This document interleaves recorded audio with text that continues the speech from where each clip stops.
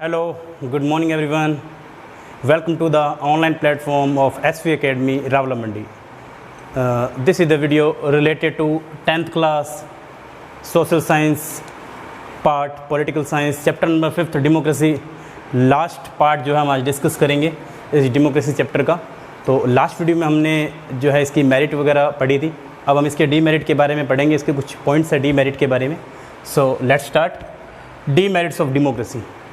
देखिए हमारी जो डेमोक्रेसी है, डेमोक्रेसी की बहुत सारी मेरिट्स हैं। मींस हमारी जो डेमोक्रेसी है उसके अकॉर्डिंग जो पीपल्स हैं हमारे, उनको बेनिफिट होता है, उनके वेलफेयर के लिए वर्क होता है। But if you talk about their have demerit also. Means हमारे यहाँ पे इसकी डेमोक्रेसी ऐसा नहीं है कि सारी मेरिट ही हैं, तो कुछ डीमेरिट्स भी होती हैं।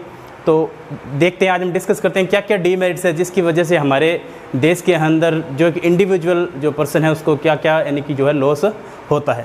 सो स्टार्ट करते हैं। The first point is incapable leaders. Incapable leaders का क्या मीन है? देखिए इनकैपेबल लीडर का मीन है, देखिए हमारे यहाँ पे क्या है, कोई भी एक एमएलए एमपी बनने के लिए जो क्राइटेरिया है वो 10th पास क्राइटेरिया है। मींस कोई ऐसा पर्सन होता है जो इनकैपेबल लीडर भी यानी कि वो है बन जाता है। मींस उसके पीछे देखो पार्शियलिटी एक बहुत बड़ा रीजन है। पार्शियलिटी आप समझते हो, भेदभाव।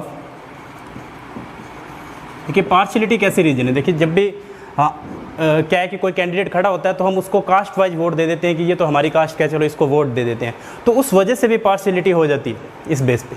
और एक ऐसा लीडर है वो नहीं बन पाता है जो कैपेबल होता है उसमें, क्योंकि वो माइनॉरिटी पर्सन हो सकता है या कुछ भी हो सकता है, जिस वजह से क्या है इनकैपेबल लीडर जो है वो भी हमारे डेमोक्रेसी के अंदर आ जाते हैं, जिस वजह से हमारे जो पीपल्स हैं उनके वेलफेयर के लिए वर्क भी नहीं होता है। क्योंकि टाइम पीरियड 5 साल का होता है तो बड़ा लंबा पीरियड होता है। तो इनकैपेबल लीडर की वजह से भी हमारी ये एक सबसे बड़ा रीजन है, हमारी डीमेरिट है हमारी डेमोक्रेसी की। Second number, waste of time and money. Waste of time and money कैसे वेस्ट होता है टाइम एंड मनी? देखिए रीजन है कि एग्जांपल के लिए आप देख लो कि हमारे अगर सरपंच के चुनाव में भी अपने लोकल बेस पे भी चुनाव देखें, जैसे हमारे यहाँ पे इंडिया में डिसेंट्रलाइजेशन है पावर का, तो लोकल बेस पे भी अपने चुनाव देखते हैं। जैसे सरपंच का चुनाव है तो उसके अंदर क्या है, जो कैंडिडेट होता है वो क्या है, पैसे बांटता है या दारू पिलाता है, ये सारी चीज़ें यानी कि वो करता है ताकि वो इलेक्शन में यानी कि जीत पाए। इसी तरह से जो एमएलए के जो एमपी के इलेक्शन होते हैं उसमें क्या बहुत सारा पैसा वेस्ट किया जाता है, उड़ाया जाता है, जबकि हमें लगता है कि वो पैसा उनका है। बट एक्चुअल में हम इस चीज़ से थोड़ा सा बिल्कुल भी अवेयर नहीं होते हैं। बिकॉज मान लो जो कैंडिडेट है जिसने पैसा उड़ा रहा है या वो कुछ भी खर्च कर रहा है पैसा, तो एंड में जब वो इलेक्शन है उसके अंदर वो जब जीत जाएगा तो उस पैसे को 5 साल के अंदर पूरा करने का ट्राई करेगा। तो वो पैसा किसका है? पब्लिक का ही वेस्ट हो रहा है। हमारा 1 महीने का जो उसने वहाँ पे रैलियाँ हुई, सब कुछ हुआ, टाइम भी वेस्ट हुआ, प्लस में हमारा मनी भी वेस्ट हुआ। तो ये एक डीमेरिट है, waste of time and money. ये हम भी रिस्पॉन्सिबल है इस चीज़ के लिए, बिकॉज हमें एक ऐसा फेयर कैंडिडेट चुनना चाहिए जो हमारे वेलफेयर के लिए वर्क करे। Third number, weak system in the time of emergency. देखिए इमरजेंसी टाइम पीरियड है वो क्या है, बहुत ही लंबा प्रोसेस है हमारे यहाँ पे, बहुत ही टाइम लग जाता है, 3 मंथ से भी ज़्यादा इम्प्लीमेंट होने में इसमें टाइम लग जाता है। तो हमारी जो इमरजेंसी जो पावर है यानी कि वो वीक है। आपको पता है कि 3 टाइप ऑफ इमरजेंसी पावर होती है। एक्सटर्नल वॉर के लिए, कोई स्टेट बेस पे कोई डिस्प्यूट हो जाए या आपस में कोई डिस्प्यूट हो जाए 2 स्टेट के बीच में, या इकोनॉमिक कंडीशन जो है ख़राब हो जाए, इस बेस पे इमरजेंसी लगती है। बट थोड़ा सा रिस्पॉन्सिबिलिटी कम है, थोड़ा सा टाइम एक्स्ट्रा लग जाता है, बहुत ही ज़्यादा लेंथी है पीरियड। टाइम ज़्यादा लगने की वजह से इमरजेंसी के टाइम में अपने बात करें तो जो इसमें क्योंकि दोनों हाउसेज की मंजूरी ज़रूरी होती है, 2/3 मेजोरिटी होती है, इसके अंदर साइन होते हैं, फिर इससे लंबा प्रोसीजर है जिस वजह से टाइम बहुत ज़्यादा निकल जाता है। तो वीक प्रोसीजर है हमारा इमरजेंसी के टाइम में।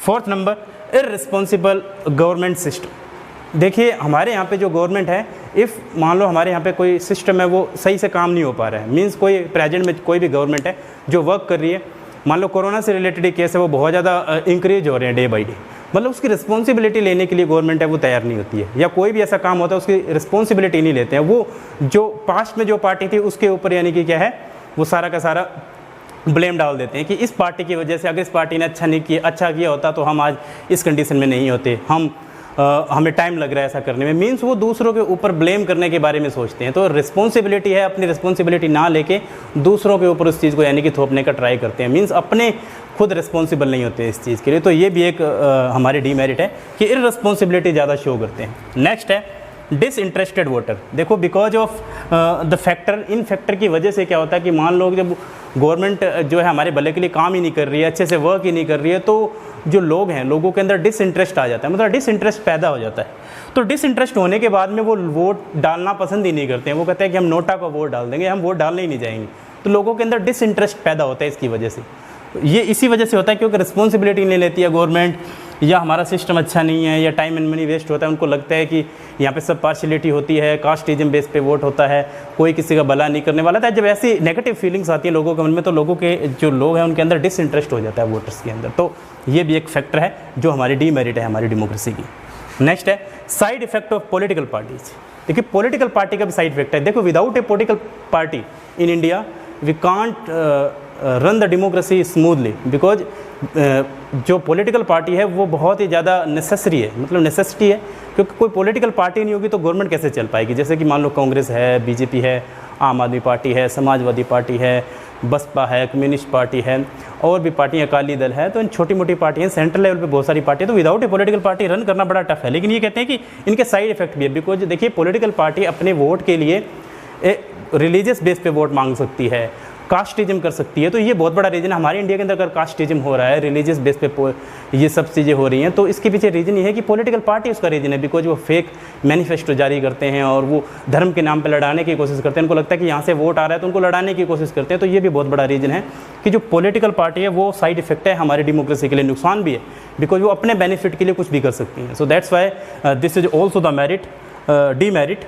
Of democracy, side effect of political parties. Next है confusion regarding democratic freedom and the equality. देखो हमें कहा जाता है डेमोक्रेसी में हमारे फ्रीडम और इक्वलिटी है, बट इसमें कन्फ्यूजन है इसके थ्रू। अगर अपने देखें, बिकॉज अपने देखते हैं कि इकोनॉमिक बेस पे अपने देखें तो बहुत ज़्यादा डिस्पैरिटी देखने को मिलती है। इकोनॉमिक बेस पे इतनी ज़्यादा डिस्पैरिटी हमें देखने को मिलती है कि कोई तो बहुत ज़्यादा रिच है, कोई बहुत ज़्यादा पुअर है। तो इस बेस पे अगर अपने देखें तो ये इक्वलिटी और फ्रीडम जो हमें पेपर में ऑन पेपर शो हो रही है, एक्चुअल में वो है नहीं, मतलब ऐसा है नहीं। तो ये हमारी डीमेरिट है कुछ डेमोक्रेसी की, और हमने पहले मेरिट भी पढ़ी थी।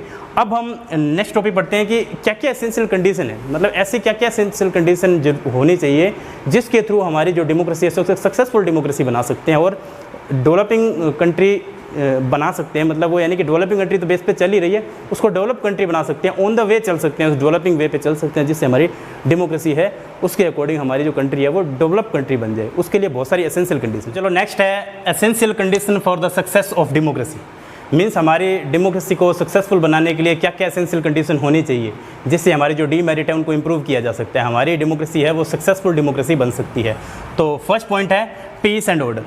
मीन्स अगर हमारे इंडिया के अंदर पीस होगा और एक वेल मैनेज सिस्टम होगा, ऑर्गेनाइज सिस्टम होगा जो according to the order rule regulation चलेगा, तो हमारी डेमोक्रेसी है वो सक्सेसफुल हो सकती है। तो ये फर्स्ट पॉइंट है peace and order. Second number है स्ट्रॉन्ग नेशनल इकोनॉमी। मीन्स हमारे देश की जो इकोनॉमी है, मीन्स हमारी जो देश की जीडीपी रेट है वो अगर सही होगी तो हमारे देश की पर कैपिटा इनकम बढ़ेगी। पर कैपिटा इनकम मीन्स पर पर्सन की एनुअल इनकम जो है वो बढ़ेगी, तो इससे हमारी नेशनल इकोनॉमी क्या होगी, स्ट्रॉन्ग हो जाएगी। तो हमारी जब नेशनल इकोनॉमी स्ट्रॉन्ग होगी तो हमारी जो डेमोक्रेसी है वो भी सक्सेसफुल होगी और वो भी यानी कि मजबूत होगी, और पर पर्सन जो है यानी कि उसके कंडीशन में भी इंप्रूवमेंट आएगी और हमारे देश की एचडीआई रेट भी बढ़ेगी इससे। थर्ड नंबर है एजुकेटेड एंड अवेयर सिटीजन्स। मतलब देखिए एजुकेटेड एंड अवेयर सिटीजन्स, देखो हमारे डेमोक्रेसी के अंदर सबसे इंपॉर्टेंट चीज़ जो है हमारे सिस्टम के अंदर एजुकेटेड पर्सन का होना बहुत ज़्यादा जरूरी है और सिटीजन्स भी अवेयर होने चाहिए। मीन्स देखो अपने देखें तो 40% जो पॉपुलेशन है वो बहुत ज़्यादा पुअर सेक्शन की है, इस वजह से उनको ये नॉलेज ही नहीं है कि हमारे क्या क्या राइट है, हमारे क्या क्या फंडामेंटल राइट है, क्या क्या उनकी अवेयरनेस होनी चाहिए सिटीजन की, तो उन्हें पता ही नहीं है। उनके वोट के अकॉर्डिंग सिर्फ वो वोट डालते हैं, उनको पता नहीं है कि उनकी क्या क्या अवेयरनेस है। तो एक एजुकेटेड सिस्टम होना चाहिए जिसमें क्या पर पर्सन को, पर सिटीजन को अवेयरनेस मिलनी चाहिए और एजुकेट किया जाना चाहिए पर पर्सन को अकॉर्डिंग टू द जो सिस्टम है, जो भी यानी कि वोट जब आते हैं इलेक्शन के अंदर भी उनको सब पता होना चाहिए कि कौन गवर्नमेंट है वो कैसे काम कर रही है। मतलब कि उसके अंदर यानी कि पार्शलिटी नहीं जो है होनी नहीं चाहिए। मीन्स सबके साथ में क्या है ओपनली उसके अंदर सबको शो होना चाहिए कि क्या क्या गवर्नमेंट है वो वर्क कर रही है। तो ये होना बहुत ज़्यादा ज़रूरी है।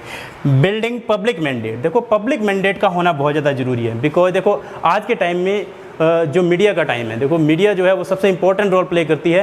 Like that if we are at home we know that what are the activities done by the present government because of the media, because media show us how is government running. तो media की ये responsibility है कि वो सही से काम करे और पब्लिक मैंडेट ले कि पब्लिक क्या चाह रही है, पब्लिक की टाइम राय लेनी बहुत ज़्यादा जरूरी है, जिससे क्या है जब पब्लिक मैंडेट बढ़ेगा तो बहुत ज़्यादा सक्सेस हो सकती है हमारी डेमोक्रेसी और हमारी डेमोक्रेसी में इससे फ़ायदा भी हो सकता है, बहुत ज़्यादा सक्सेसफुल हमारी डेमोक्रेसी है वो बन सकती है। नेक्स्ट है फ्रीडम टू द सिटीजन्स, पर पर्सन को फ्रीडम दी जानी चाहिए according to the art, literature, science, he can choose any stream वो कोई भी कुछ बोलना चाहे, किसी भी पार्टी में जाना चाहे, बहुत सारी चीज़ें उसको यानी कि फ्रीडम मिलनी चाहिए। फ्रीडम सिर्फ अपने इक्वालिटी से रिलेटेड नहीं, इकोनॉमिक बेस पे भी फ्रीडम मिलनी चाहिए, मतलब इकोनॉमी में भी स्टेबिलिटी आना बहुत ज़्यादा ज़रूरी है। नेक्स्ट है सिविल एथिकल, सॉरी एथिकल है, civil ethical and the national character. Means हमारे जो पर्सन है वो जब सिविलाइज होंगे, एथिकल मतलब हमारी जो मोरल रिस्पॉन्सिबिलिटी को समझेंगे और नेशनल कैरेक्टर को समझेंगे। मीन्स देखो जो हमारी डेमोक्रेसी है उसमें गवर्नमेंट का ही रोल नहीं है, मीन्स हमारी सबकी रिस्पॉन्सिबिलिटी है। व्हाट आर द ड्यूटीज़, हमारी क्या ड्यूटी है, हमारी क्या फंडामेंटल राइट है, तो हमें हमारी ड्यूटीज़ का भी पता होना चाहिए कि हमें प्रोटेक्ट करना है जो भी वुंड सोल्जर्स हैं, या हमें नीडी पीपल की हेल्प करनी है, हमें मोरल एजुकेशन को बढ़ावा देना है, हमें मोरली यानी कि हमें हमारे देश के बारे में अच्छा सोचना है, जो भी हमारे नेशनल हेरिटेज है उनके बारे में सोचना है। तो मतलब हमें हमारे देश के प्रति भी हमें क्या है बहुत ज़्यादा पैट्रियट होना पड़ेगा। तो ये भी एक इंपॉर्टेंट चीज़ है जिससे हमारी जो डेमोक्रेसी है वो क्या है सक्सेसफुल बन सकती है। तो ये एसेंशियल कंडीशन है हमारी डेमोक्रेसी। नेक्स्ट है independent and the powerful judiciary. देखो हमारे देश की जो जुडिशरी है, हालांकि जो जुडिशरी है उसमें कोई भी पार्शियलिटी के साथ नहीं होती है, इम्पार्शियल जुडिशरी है, बट फिर भी जो क्विक एक्शन लिए जाने चाहिए। मीन्स देखो कोई भी केस होता है, जैसे अब हमारे इंडिया के अंदर बहुत सारे केसेस बढ़ रहे हैं, जैसे कि आपके साथ में अब देखो रेप केसेस भी आपने देखे, उसके बाद में बहुत सारे किडनैपिंग के केस हैं, या कोई भी बहुत सारे केस आते हैं, तो उन पे बहुत ज़्यादा क्विक एक्शन होना चाहिए, जिससे क्या है जुडिशरी हमारी पावरफुल हो सके। जब हमारी जुडिशरी पावरफुल होगी और इंडिपेंडेंट जुडिशरी होगी, क्विकली एक्शन ले पाएगी, तो हमारा जो फेथ है वो जुडिशरी में और ज़्यादा बढ़ेगा। जब हमारा फेथ बढ़ेगा तो हमारी डेमोक्रेसी है वो बहुत ज़्यादा अच्छे से रन कर पाएगी, बहुत अच्छे से चल पाएगी। तो ये भी एक इंपॉर्टेंट एसेंशियल कंडीशन है। फिर एक capable and the loyal national leaders. देखो ये बहुत ज़्यादा जरूरी है। देखो हमारी जो डेमोक्रेसी जब वर्क करती है तो वो अपने खुद के बेनिफिशियल के लिए वर्क ना करके, डेमोक्रेसी में क्या है हर पर्सन के, हर इंडिविजुअल के वेलफेयर के अंदर वर्क करना चाहिए उसको। तो इसी वजह से कैपेबल जब लीडर होंगे तो हमारे देश के लिए अच्छा सोचेंगे। तो हमारे नेशनल लीडर है वो यानी कि कैपेबल होने चाहिए। एक तो वो एजुकेटेड होने चाहिए, प्लस में बहुत ज़्यादा वफादार होने चाहिए अपने वर्क के लिए, फेथफुल होने चाहिए अपने वर्क के लिए, और बहुत ज़्यादा रिस्पॉन्सिबल भी होने चाहिए, तभी हमारी सक्सेसफुल जो है डेमोक्रेसी बन पाएगी। नेक्स्ट है इम्पार्शियल जुडिशरी। देखो जुडिशरी जो है इम्पार्शियल होनी चाहिए। मीन्स कोई भी चाहे किसी भी कास्ट का है, कोई भी एलिट सेक्शन से बिलोंग करता है, अगर उसने कुछ गलत किया तो हमने उसको वैसी ही सज़ा मिलनी चाहिए जो पुअर सेक्शन के लोगों को मिलती है। मीन्स क्विक एक्शन होना चाहिए। तो इम्पार्शियल जुडिशरी तो होगी जब क्या होगा, क्योंकि आज के टाइम में क्या है जो पुअर सेक्शन है वो बेचारा दब जाता है रिच पर्सन के नीचे, इसलिए जुडिशरी में क्या है होते हुए भी हमें अच्छे से जो है न्याय नहीं मिल पाता है। मतलब कि लॉ के अकॉर्डिंग क्या है वो सिस्टम है वो सही नहीं है। तो इसका मतलब है इम्पार्शियल जुडिशरी होनी चाहिए। अगर एलिट ग्रुप के लोगों के साथ में भी अगर क्विक एक्शन लिया जाएगा तो हमारा फेथ है वो बहुत ज़्यादा बढ़ जाएगा, पुअर सेक्शन का भी फेथ है वो बढ़ जाएगा। तो हमारी डेमोक्रेसी है on the way of develop country चली जाएगी। नेक्स्ट है a healthy and the well organise party system. देखो पार्टी के अंदर एक वेल और हेल्दी ऑर्गेनाइज सिस्टम होना चाहिए। मतलब लोग आपस में ना लड़े पार्टी के लिए। मीन्स उसको अपनी टिकट चाहिए तो दूसरी पार्टी में चला जाता है। तो इस तरह से होता है। जब हमारे देश की जो पार्टी है वो उसमें हेल्दी सिस्टम नहीं है, जब पार्टी अच्छे से वेल ऑर्गेनाइज नहीं है, वेल मैनेज नहीं है, जब वो मैनेज होगी तभी हमारा सिस्टम अच्छे से चल पाएगा, तभी वो हमें आगे रन कर पाएंगे, स्मूथली रन कर पाएंगे। तो ये सबसे बड़े रीजन है। तो these are the essential condition of the democracy, जहाँ से हम अपनी जो डेमोक्रेसी है उसको एक हमारी कंट्री को डेवलप कंट्री को लेके जा सकते हैं। तो ये जो हमारा चैप्टर था आज ये कंप्लीट हुआ। इसके अंदर से मैंने आपको बताया था कि एक 1 मार्क्स का क्वेश्चन आता है, एक 4 मार्क्स का क्वेश्चन आता है। तो आपको होमवर्क के अंदर सिर्फ एक 1 मार्क्स के और 4 मार्क्स वाले ही क्वेश्चन है वो आपको करने हैं। और that's it from the video. If you have any doubt from this chapter you can consult with me. Okay.